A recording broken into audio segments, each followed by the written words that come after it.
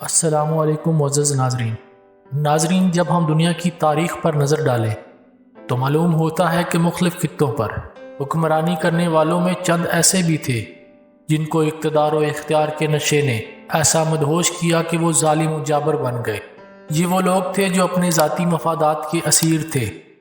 ان کی اسی خود غرضانہ سوچ نے اپنے اقتدار کے بے رحمانہ استعمال پر اکسایا، اور وہ اپنی ذات کی تسکین اور مقاصد کی تکمیل کے لیے انسان سے درندے بن گئے، اور یوں بے شمار انسانی جانوں کے ضیاع اور بے اندازہ تباہی و بربادی کا باعث ثابت ہوئے۔ جبکہ دوسری جانب ایسے حکمران بھی ہو گزرے ہیں جو ایسے لوگوں کے برعکس اپنی عوام کے لیے باعث رحمت ثابت ہوئے۔ ان میں تو کچھ لیڈر وہ تھے جو اپنی عوام کی زندگیوں میں بہتری، آسانی اور آسائش لانے کے لیے ہمیشہ کوشاں رہے، مگر آج کی ویڈیو میں ہم ان صاحبان اقتدار کا ذکر کریں گے جو اپنے ظلم کی وجہ سے منفرد پہچان رکھتے ہیں۔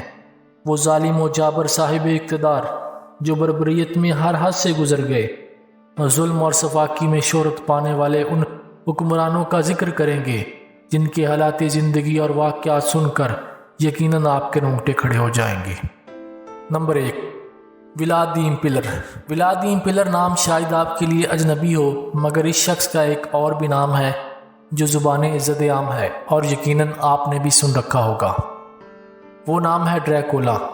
فلموں یا ناولوں میں ڈریکولا کو انسانوں کا خون پیتے دکھایا جاتا ہے، مگر یہ اصلی ڈریکولا تو اس طرح انسانوں کا خون اپنے نکیلے دانتوں سے نہیں پیتا تھا، البتہ یہ اس سے بھی زیادہ وحشیانہ طریقہ استعمال کرتے ہوئے خون بہانے کا عادی تھا، اور وہ ایسے کہ وہ جیتے جاگتے انسانوں کو اس طریقے سے دردناک موت سے ہمکنار کرتا تھا کہ روح کانپ اٹھے۔ یعنی وہ میدان جنگ میں اپنے دشمنوں کو لکڑی کی لمبی لمبی تیز میخیں جسم میں ٹھوک کر سسک کر مرنے کے لیے چھوڑ دیتا تھا۔ اس کی افواج کنوؤں کے پانی میں زہر ملا دیتی، فصلیں اجاڑ دیتی اور وبائی امراض کے مریضوں کو دشمنوں میں بھیج کر انہیں بھی موذی وبائی امراض میں مبتلا کر دیتی۔ ناظرین، وہ یہ طریقہ اس وقت کیمیائی ہتھیاروں کے طور پر استعمال کرتا تھا۔ 1430 میں پیدا ہونے والے رومانیہ کے اس بادشاہ کو دیم پلر کا خطاب ایک جنگ کے دوران دیا گیا، کیونکہ اس جنگ میں اس نے 2000 اوٹم امپائر کی فوجیوں کے جسم میں سے لکڑی کی میخیں ٹوکنے کے احکامات جاری کر دیے تھے، جنہیں اس عمل کے بعد چیل کنوؤں کی خوراک بننے کے لیے چھوڑ دیا گیا۔ نمبر 2، کنگ جان۔ کنگ جان کو بآسانی انگلستان کی تاریخ کا سب سے زیادہ ظالم بادشاہ کہا جا سکتا ہے۔ یہ 24 دسمبر سن 1166 عیسوی کو پیدا ہوا اور 19 اکتوبر 1216 عیسوی کو وفات پائی۔ بادشاہت کے اصول کے لیے اس نے اپنے ہی بھائی کے خلاف فرانس کے بادشاہ کے ساتھ مل کر سازش کی، جبکہ اس کے مخالفین نے اس کے راستے میں رکاوٹیں ڈالنے کی کوشش کی تو اس نے انہیں قلعے میں قید کروا کے بھوکا پیاسا مروا دیا۔ اس نے بادشاہ بننے کے بعد ایک بہت بڑی بحری و بری فوج تشکیل دی اور اس کے اخراجات کو پورا کرنے کے لیے عوام پر بھاری محصولات عائد کیے۔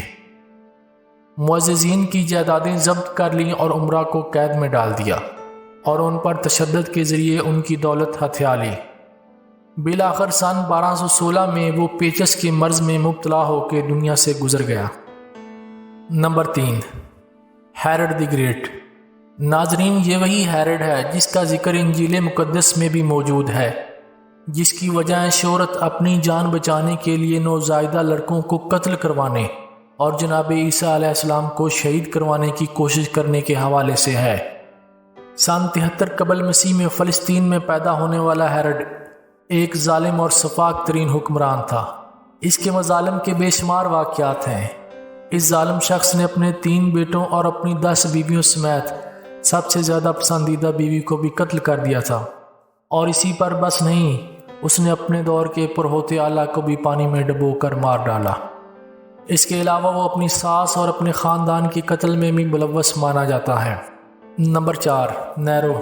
ناظرین، روم کا بدنام زمانہ حکمران ایک لے پالک بچہ تھا۔ جب اس کے باپ کی وفات ہوئی تو وہ بادشاہ بنا۔ تخت سنبھالنے کے بعد شروع میں اس نے اپنی ظالمانہ فطرت کا کوئی مظاہرہ نہیں کیا، مگر اقتدار کے ماہوں سال گزرنے کے ساتھ ساتھ اس کی طبیعت میں مجنونانہ اشتعال کی سی کیفیت بڑھنے لگی۔ سب سے پہلے اس نے اپنی ماں کو قتل کیا، بعد ازاں کچھ عرصے بعد ہی اس نے اپنی دونوں بیویوں کو باری باری قتل کر دیا۔ آہستہ آہستہ نوبت یہاں تک جا پہنچی کہ اس نے پورے روم کو آگ لگانے کا منصوبہ بنایا تاکہ وہ پرانے شہر کی جگہ ایک نیا شہر بنا سکے۔ یہ آگ دی گریٹ فائر آف سی روم کہلاتی ہے۔ ناظرین، کہا جاتا ہے کہ جب روم جل رہا تھا تو نیرو آرام سے بیٹھا بانسری بجا رہا تھا۔ وہ یہیں تک محدود نہیں رہا بلکہ اس نے روم کے بچ جانے والے شہریوں پر ہی آگ لگانے کا الزام لگا کر ان پر ہی مقدمات چلانے کے بعد بہت سو کو شدید تشدد کروا کے مروا دیا۔ اس کی یہ ذہنی کیفیت اتنی بڑی کہ اس نے خودکشی کر کے اپنی جان بھی لے لی۔ نمبر 5، کیلیگولا۔ ناظرین، یہ لفظ کیلیگولا بنیادی طور پر بے رحمی، جنون و پاگل پن اور شیطانیت کا مترادف ہے۔ کیلیگولا نامی یہ رومی بادشاہ انتہائی خود پسند تھا۔ اس نے معاذ اللہ خدائی کا دعویٰ بھی کیا تھا۔ یہ شخص کسی بھی معاملے میں محض شک کی بنیاد پر کسی کو بھی قتل کر دیا کرتا تھا۔ اس نے اپنی بہنوں کے ساتھ شادیاں رچائیں، دوسروں کی بیویوں کو ورغلا کر ہوس کا نشانہ بنانا اس کا محبوب مشغلہ تھا۔ اس کا زمانہ سن 37 تا 41 قبل مسیح کا ہے۔ اس کا تعلق عظیم رومی بادشاہوں سے ملتا ہے۔ یہ اپنا خزانہ قیمتی اور شاہانہ چیزوں پر خرچ کر دیتا جبکہ اس کی رعایا ننگ و بھوک سے مر رہی ہوتی۔ یہ اتنا بے رحم تھا کہ رات کے کھانے کے دوران کسی زندہ انسان کو آرے سے چڑھتا ہوا دیکھنا اس کی بہترین تفریح تھی۔ اس بادشاہ کی مطلق العنانی کا یہ عالم تھا کہ اس نے اپنے گھوڑے کو سینیٹر نامزد کر دیا۔ ایک جنگ کے دوران اس نے اپنی ساری فوج کو سمندر میں جھونک دیا۔ یاد رہے، یہ نام نہاد جنگ ایک یونانی دیوتا نیپچون کے خلاف لڑی جا رہی تھی۔ Number 6، Pope Alexander 6۔ ناظرین، پوپ دنیا بھر میں عیسائیوں کا روحانی پیشوا مانا جاتا ہے۔ بدقسمتی سے تاریخ میں اس منصب پر کئی ایسے لوگ فائز رہے ہیں جو ظلم و بربریت میں اپنی مثال آپ تھے، مگر بلا شبہ ان سب میں پوپ الیگزینڈر 6 سب سے نمایاں ہے۔ وہ سن 1431 عیسوی میں پیدا ہوا۔ اس کی پاپیت کا زمانہ سن 1492 سے 1503 تک رہا۔ وہ عیسائیت کی عدم تشدد اور رواداری کے اصولوں پر کسی طرح بھی پورا نہیں اترتا تھا، بلکہ وہ اپنے نظریات کے اعتبار سے انتہائی سیکولر تھا۔ اس نے اپنے مرتبے کی طاقت کو اپنی لالچ پوری کرنے کے لیے بے دردی سے استعمال کیا۔ اس کا ایک خاص طریقہ واردات یہ بھی تھا کہ وہ اپنی خوبصورت بیٹی کی شادی کسی امیر سے کر دیتا اور اسے خوب جہیز بھی دیتا۔ بعد ازاں اس شخص کو بحیثیت پوپ منسوخ کر دیتا، حالانکہ رومن کیتھولک عیسائیوں کے نزدیک طلاق کا کوئی تصور نہیں ہے۔ پھر کچھ عرصے بعد وہ اپنی بیٹی کو دوبارہ کسی سے بیاہ دیتا۔ وہ تقریبات منعقد کرنے کا بھی بہت شوقین تھا۔ رقص و سرور، رنگ رلیوں سے بھرپور تقریبات، آہستہ آہستہ یونانی دیوتاؤں کی پرستش کی رسومات کے لیے کی جانے والی تقریبات کا رنگ اختیار کرتی گئیں، جن میں خوب موج مستی کی جاتی تھی۔ انہی تقریبات میں شریک ہونے والی عمرہ کی ناجائز دولت کو وہ اپنے اختیارات کے تحت ضبط کر کے اپنی پرتعیش زندگی کے لیے استعمال میں لاتا۔ اس پوپ کا انجام بھی آخرکار عبرتناک ہوا۔ اس کو دھوکے سے زہر دے کے قتل کر دیا گیا۔ نمبر 7، روبیسپیئر۔ ناظرین، یہ شخص سن 1789 میں برپا ہونے والے فرانسیسی انقلاب کا سب سے اہم معمار تھا اور بعد ازاں قائم ہونے والی حکومت میں سب سے بڑا لیڈر گردانا جاتا تھا۔ انقلاب کے دوران روبیسپیئر مسلسل بادشاہت کے خلاف پرچار کرتا رہا۔ وہ طبقہ اشرافیہ کو جڑ سے اکھاڑ پھینکنے کی بات کرتا تھا۔ 6 مئی سن 1758 کو پیدا ہونے والا یہ شخص ایک ماہر قانون دان اور سیاست دان تھا۔ وہ بڑی بے جگری کے ساتھ غریب عوام اور جمہوریت کے حق میں آواز بلند کرتا تھا۔ انقلاب کے بعد اس کو عوامی تحفظ کی کمیٹی کا ممبر منتخب کیا گیا، مگر اس عوام اور جمہوریت دوست انسان نے 3 لاکھ انقلاب دشمنوں کو گرفتار کر کے ان کی گردن کاٹ کر موت کے گھاٹ اتار دیا۔ اس نے اسی پر بس نہیں کیا، بلکہ دشمن قرار دیے جانے والوں کے خاتمے کے بعد بھی یہ مسلسل مزید پھانسیوں کا مطالبہ کرتا رہا۔ اس کے اسی رویے کے باعث اسے گرفتار کر لیا گیا اور اس کی گردن اتار دی گئی۔ نمبر 8، چنگیز خان۔ ناظرین، چنگیز خان کے نام سے کون واقف نہیں؟ یہ نام دنیا بھر میں ظلم و بربریت کا استعارہ سمجھا جاتا ہے۔ چنگیز خان کا اصل نام تموجن تھا۔ وہ سن 1162 میں پیدا ہوا اور 1227 عیسوی میں اس جہان فانی سے کوچ کر گیا۔ 1206 میں تمام منگول قبائل کو متحد کر کے ان کا حکمران منتخب ہونے والا چنگیز خان ایک ناقابل شکست کردار، اپنے زمانے میں دنیا کی سب سے بڑی سلطنت کا مالک تھا۔ ظاہر ہے اس سلطنت کو تشکیل دینے میں کروڑوں لوگ لقمہ اجل بن گئے۔ کہا جاتا ہے وہ 40 ملین لوگوں کی اموات کا ذمہ دار تھا۔ اس کے حملوں کے نتیجے میں اس وقت دنیا کی آبادی کا تقریباً 11% حصہ ختم ہو گیا۔ یہ روایت بھی مشہور ہے کہ جب اس کا انتقال ہوا تو اس کی موت کو چھپانے کے لیے جنازے کے راستے میں آنے والی تمام آبادیوں کو نیست و نابود کر دیا گیا۔ Number 9، Joseph Stalin.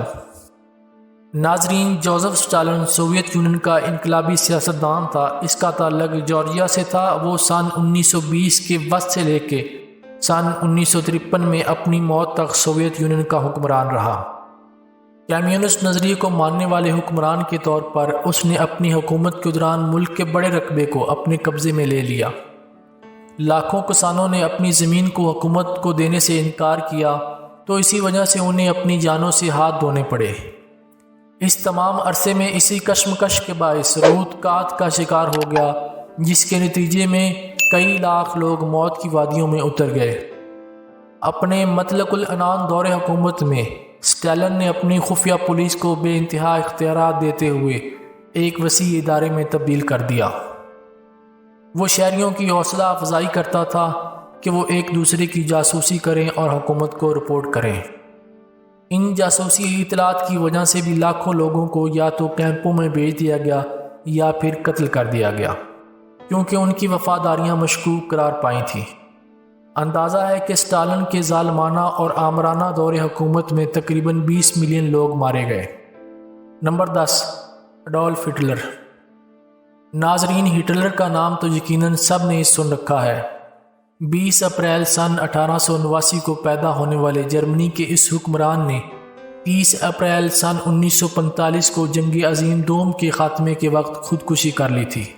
وہ 2 اگست سن 1934 کو مشہور زمانہ ناری پارٹی کی طرف سے جرمنی کا چانسلر منتخب ہوا اور پھر پورے یورپ کی اینٹ سے اینٹ بجا دی۔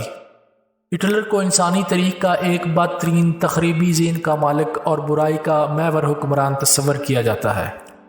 اس نے اپنی جارحانہ اور نفرت انگیز تقریروں کے ذریعے جرمنی کے عوام کے دلوں میں قومیت کی وہ آگ بھڑکائی کہ جس نے سارے خطے کو جلا کر خاکستر کر دیا۔ اس کے جرائم میں کرسٹل ناگ کا حکم دینا۔ کرسٹل ناگ کا مطلب ہے کہ 9 نومبر سن 1938 کی رات کو یہودیوں کی 200 عبادت گاہیں مسمار کر دیں گی۔ 8000 سے زائد یہودی دکانداروں کی دکانیں لوٹ لی گئیں اور لاکھوں یہودیوں کو حراستی کیمپوں میں منتقل کر دیا گیا۔ اس کے یورپ اور افریقہ پر حملے اور یہودیوں کے خلاف ہولوکاسٹ سمیت دیگر بے شمار جنگی جرائم شامل ہیں۔ ہٹلر پر الزام ہے کہ اس نے نفرت اور برائی کو اس مجسم شکل میں پیش کیا کہ اس سے قبل شاید تاریخ میں کسی اور نے نہیں کیا ہوگا۔ تاریخ دان اس کو 11 ملین افراد کی موت کا ذمہ دار قرار دیتے ہیں۔ ناظرین، تاریخ میں اس کے علاوہ اور بھی کئی حکمران ایسے گزرے ہیں جو ظالم اور سفاک ترین حکمران تھے۔ امید ہے آج کی ویڈیو آپ کو پسند آئی ہوگی۔ ملتے ہیں بہت جلد ایک نئی معلوماتی ویڈیو کے ساتھ۔ اللہ رب العزت آپ کا حامی و ناصر ہو۔